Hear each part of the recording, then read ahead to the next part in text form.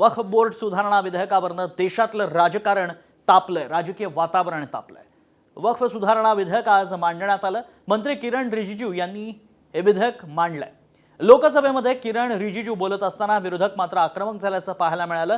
संसदेच्या जागेवरही वक्फचा दावा होता असा आरोप किरण रिजिजू यांनी केला। तर मंत्री रिजिजू बोलत असताना विरोधकांनी गदारोळ केला आणि त्यावरून लोकसभा अध्यक्षांनी विरोधकांना फटकारलं।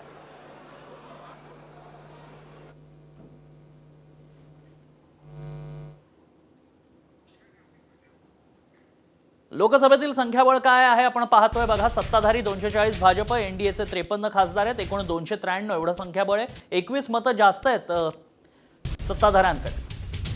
विरोधक काँग्रेसचे 99, इंडिया आघाडी मिळून 134, एकूण 233, साधारणतः 36 मतं कमी आहेत। मात्र ही अग्निपरीक्षाच असणार आहे मोदी सरकारसाठी। एकंदरीत वक्फ बोर्डावरनं जो काही गदारोळ सध्या झालेला आहे चर्चेदरम्यान, त्यानंतर सत्ताधाऱ्यांची अग्निपरीक्षाच असेल। विधेयक लोकसभेत विरोधक आक्रमक झाल्याचं पाहायला मिळालं। संख्याबळ राज्यसभेत कसं आहे ते बघतोय आपण। राज्यसभेत मात्र सत्ताधारी स्ट्रॉंग आहेत। आपण पाहतोय हा आकडा, खरं तर सगळा खेळ हा आकड्यांचा असणार आहे। आज मॅजिक फिगर 119 आहे, एकूण संख्या आहे 236, एकूण सत्ताधारी 121, त्यात भाजप